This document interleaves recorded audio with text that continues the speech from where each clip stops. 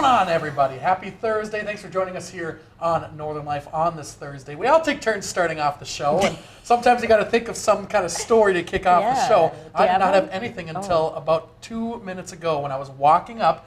I went up the stairs. I had to do a double take. I looked around in the crevasse of where the Careful. where the railing is at the bottom of the stairs and the wall going up. There is a bag of Doritos that is sitting there. It wasn't yours, though? It was not mine. And I'm like, this is a trap setup. Somebody set up a trap. I don't know what's going on. And I hope that Ryan Half didn't pass it because he probably would have taken the trap. I didn't go down those stairs yet. Okay. So it's like the carrot underneath the box. Yes. And it was your favorite Cool Ranch Doritos right down there. So if you go down there after the show, I'd just walk past it. Don't grab it. Those might be Jeffrey McClure's. He was making something up here. Maybe you walked down and he forgot something. He couldn't carry the heavy bag of Doritos upstairs, Jeff? This me, Jeff. Come on. What's going on? Or maybe he knew he was coming back down and left it there. That's also a good idea. He's But saving a trip. over the weekend, I did try a new Doritos flavor, by the really? way. What is it? I tried the new mustard Doritos flavor. Kind of tastes like Dijon. Oh, really? Dijon flavored. Crevasse. Dijon. Everyone's so fancy. Only the best vocabulary here on Northern Life. Yeah, it was pretty good. I would highly recommend. There's also new ketchup flavor, I believe. I have not tried that one yet. Interesting. I don't like ketchup, so I don't think I would like that. Our director, Shania, is asking if you've had the taco ones. I don't know about that one. There is that golden sriracha one that is also at the store. Where are these Doritos? Yeah. I know. Where do you find those at? Target has a lot of them. Got some secret I think Dorito Walmart guy? too. Yeah. I know a guy. I know. Yeah. Oh, man. Well, coming up on today's show, we are starting part one of a multi-part series thanks to Chris Dahlberg at Dahlberg Law Office in Duluth. Chris and Hunter here are going to talk about how easy it is to do your estate planning and why it is so important to have it in place for your kids. Plus, I'm going to be chatting with a prominent small business leader about a future conference coming to Carleton and how it can help folks, especially navigate AI. So a very interesting conversation. Yeah, we're going to have to learn how to live with AI, so that'll be a great convo. So at the end of yesterday's episode, we showed you what SirenCon is all about over in Rhinelander, Wisconsin. And since we were so intrigued, we thought, why not show you the full story? Carrie Blodern takes us there. Now in its fifth year, SirenCon drew over 600 people to the Northwoods this weekend. The event has grown from hobbyist hangout to an international gathering, with attendees from more than 30 states and 5 countries. Founder Josh Schmerler reminisced about its humble beginnings. We had 19 people. We held it over in the sand pit on the other side of camp. It was very disorganized. It was more like just kind of a big get-together, you know. It was a lot of fun, but a lot different than where we are now. The setup looks like a music festival with camping and chair lines, but here the performers are sirens. Big ones, small ones, modern, vintage, over 40 in total. Some brought by vendors, most by private owners. While the sirens may be loud, it's the friendships and fascination that truly make SirenCon special. It is beautiful up here, and I'm really enjoying the event. I'm getting to hear a lot of new things and be around people that I've only kind of interacted with online. Yeah, it looks like they enjoyed it. I think that raised more questions than answers on that one. First off, there's so many people there. I can't believe that. Yeah. That's cool. I love it. But then also, why do people privately own sirens? Why do they have big sirens just sitting in their house? Why not? It's kind of strange, I guess. Yeah, but cool though. Very Keep cool. people off their yard, maybe. There you go. If they own a lot of land. Yeah. Can you imagine a deer if they heard a siren go off on someone's, they'd Running the other way. skedaddle. Yeah, I your would go plants would towards be that. safe. Yeah, exactly. Well, big shout out to SirenCon out there. And since SirenCon is so cool, I thought, what other amazing festivals are out there that I am not aware of? Let's start with Minnesota's Garlic Festival. It's apparently the premier event for lovers of garlic and good times. The festival features fantastic food, celebrity chefs, and lots of garlic. You can find it on August 9th this year in Hutchinson, Minnesota. I do love garlic. Big garlic guy. Yeah, I like Distinct garlic, too. news. Oh, yeah, garlic is fantastic. I can eat onions like apples. I don't know if that's the same thing, but very, very good. We'll have to see if there's a local onion festival. Onion Con. Onion God. Next to SirenCon. Next in Wabasha, Minnesota, we have the 33rd annual Grumpy Old Men Festival. The movies Grumpy Old Men and Grumpier Old Men were written by a young man whose grandfather lived in Wabasha. You'll have to wait until next year, sadly, February 27th and 28th in 2026 in Wabasha. Interesting. I think we could all think of some grumpy old men who might Anybody in particular? Somebody's coming to mind for Briggs. Our former photographer, Keith. I'm just kidding, Keith. I'm just kidding. Luckily, he's not watching because he's retired now. He's retired. Oh, Keith, big heart. He's not grumpy or old. He's in his youth. He's in his prime. He's the furthest thing from grumpy. Yeah. Yes. Oh, that's He's got funny. time to go to it. You though. got time. Exactly, yeah. Good time, Keith. Well, hey, my grandparents lived in Pequot Lakes, Minnesota, and I did not know they have held a tradition there since 1938. You better save the date for Beanhole Days on July 15th and 16th, where huge cast iron kettles of beans are buried to cook overnight. It will be served to more than 3,000 hungry visitors because, according to legend, Pequot Lakes pioneers were cooking a bean dinner when rumors of an attack forced them to flee, but not before they buried their bean pots. So when the, when the pioneers returned and unearthed those beans, they said they were apparently tastier than ever. If you cook your beans underground, is that it? Little dirt flavor. Yeah, Nom, nom, worms crawling in your beans. Oh, Ugh, yikes. gross. And finally, it doesn't get much quirkier than the Wisconsin State Cow Chip Throw. Oh, no. With more than 50,000 people visiting Prairie du Sac to watch contestants throw flattened cow chips or dried cow patties What? as far as they can. That's disgusting. I thought it was like a, I don't even know. Yeah, a new Dorito flavor. it is what you think it is. Current record, 248 feet. So you can stay also for the hilarious Tournament of Chips parade. And guess what? You got time to plan your summer around it. It's coming up on August 29th and 30th. Man, I just, like, who came up with that? Right? You know, like, I'm going to take this cow chip. Someone that needs to be launch examined. it. Yeah. Throw it as far as it can. Oh, Lordy. We'll be right back after the break with an introduction to a conference coming up.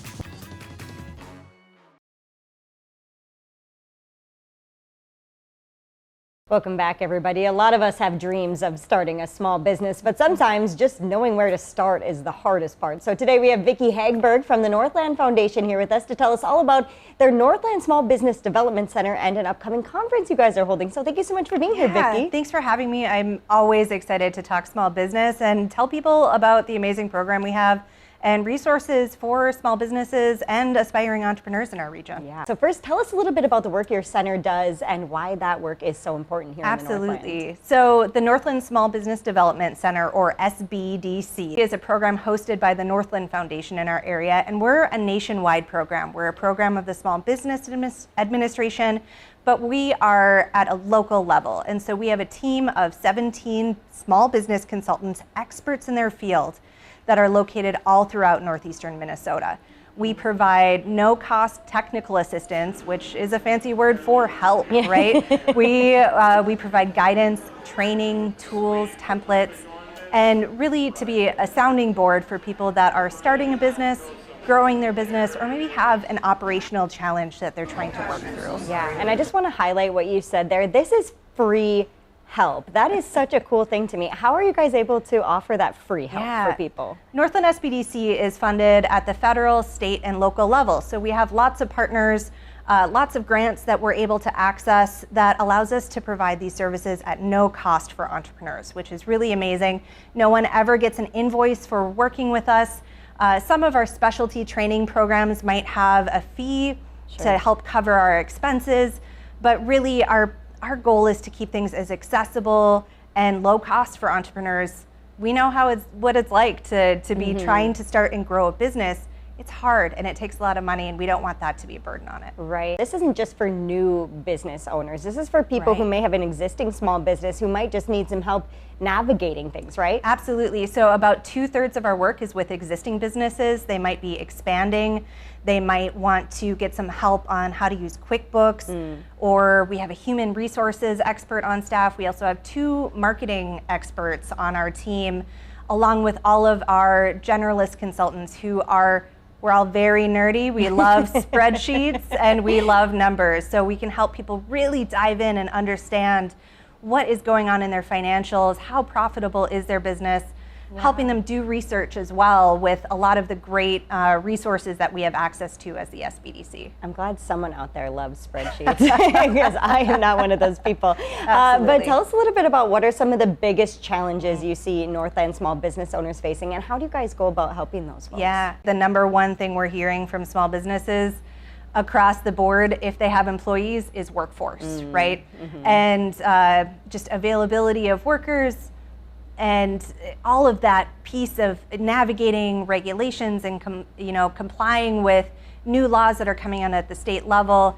And we have a great human resources expert on our team that helps people navigate those, doing really exciting but very important things like creating an employee policy manual that is going to be, help really save a business and Sure, so kind of something universal other businesses can just adopt. Absolutely. Nice. Yeah, we have some templates and help people really dial it in for their business's needs. Okay. And it's not just paperwork, it's how do you engage with your employees? How do you create a compensation plan that keeps people instead of turning over new employees all the time?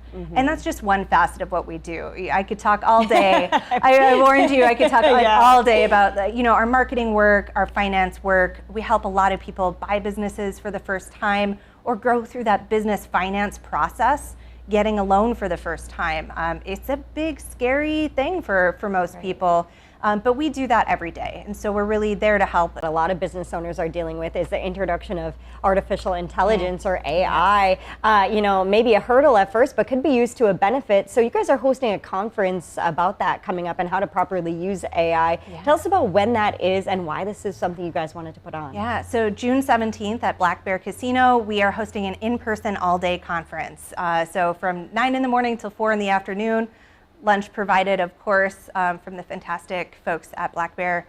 And we really wanted to focus on what can help businesses be sustainable. Because even though we're located in the Northland, a lot of our businesses are competing on a global level. Right. And things are changing so rapidly. And we want businesses to be able to navigate using artificial intelligence confidently, to do it responsibly and safely, right? There are, some data privacy concerns folks might have, but really, how do you get your time back, right? How do you save 15 hours a week on stuff that you probably don't like doing anyway? And it's always, challenging. You might have reservations when you try something new.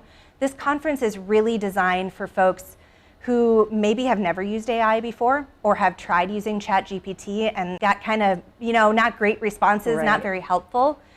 It's really going to be hands-on of showing folks how to use it. So beginner to intermediate level are, both groups are going to get a ton out of this conference. Awesome. Well, sounds like amazing work being done at that conference and through your center. So Vicki, thank you so much for being here today. We're going to have a link to get in touch with the Northland Foundation and more information on how you can sign up for their AI conference on our website, northernnewsnow.com. And we'll be right back after the break.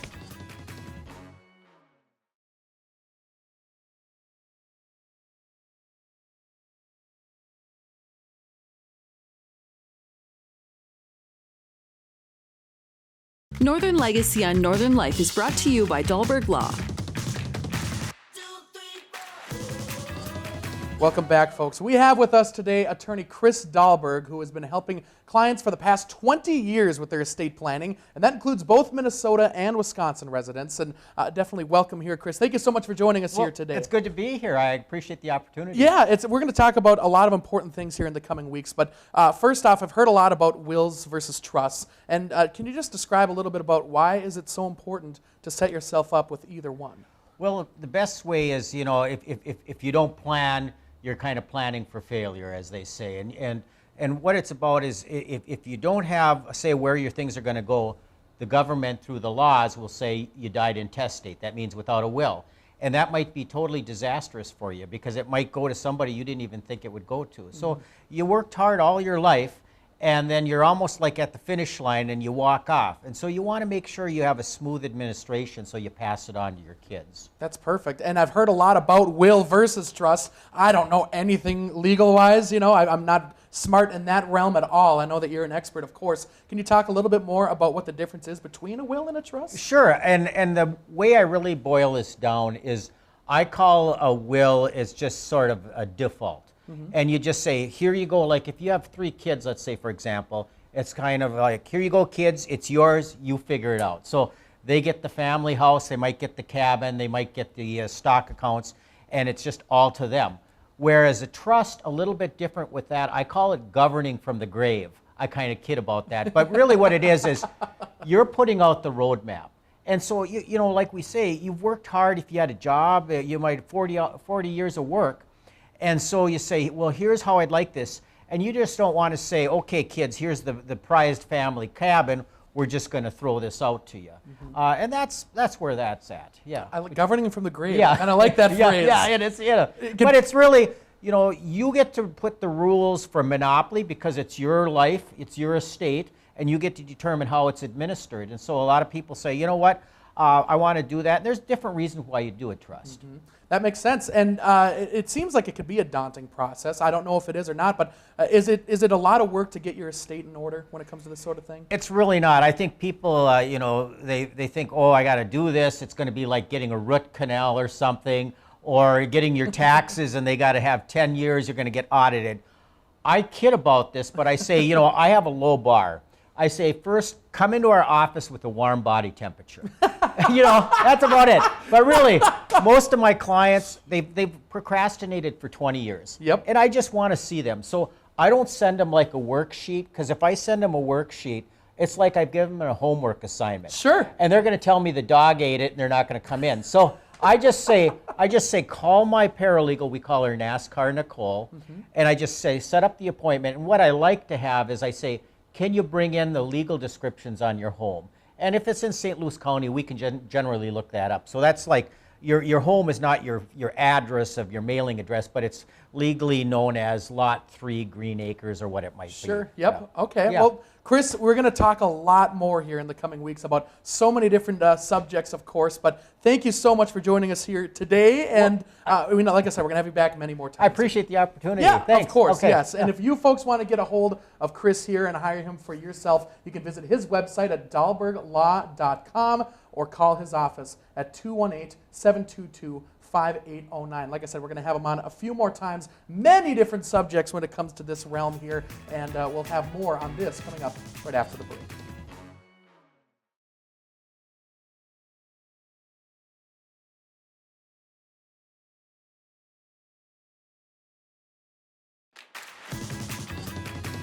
Welcome back, everybody. So yesterday, the Stanley Cup Finals got underway, and we showed you the photos of those rescue pups who are competing in the Stanley Pup. But now, I found video of that event to share. Tomorrow, each of the 32 NHL teams will be represented by a dog, and for the Minnesota Wild, they'll be represented by Matt's Buparello, named after Matt Zuccarello. Celebrity dog lovers will also make appearances during that 90-minute special. You can find it tomorrow on True TV during our time at 6 p.m. Oh, they're trying to get in on the, what is it called when they do this before the Super Super Bowl. Yeah. The Puppy Bowl. The Puppy Bowl, yeah. Every That sport makes should be sense. doing this. They should. Right. Yeah, Major League Baseball, whatever the other ones are. The World Series. Basketball. Yeah. All the Another sports. sport, all the sports. Cow throwing, cow chip Yeah. throwing. Lacrosse. Yep, there we go. Cow chip throwing. Get the puppies in on that. Yeah. Before we go today, as graduation approaches for high school seniors, an 18-year-old Wisconsin student spent her final months creating something extraordinary. It's hand-painted portraits of all of her 44 classmates. How cool is that? Molly Schaefer spent approximately 600 hours over several months painting these detailed portraits. As Waunakie's class of 2025 prepares to graduate, Schaefer's portraits will now forever hang in their homes all throughout the community there. So what a special sweet. gift. Very special. Well, thanks for joining us today. We love you. We'll see you back here tomorrow.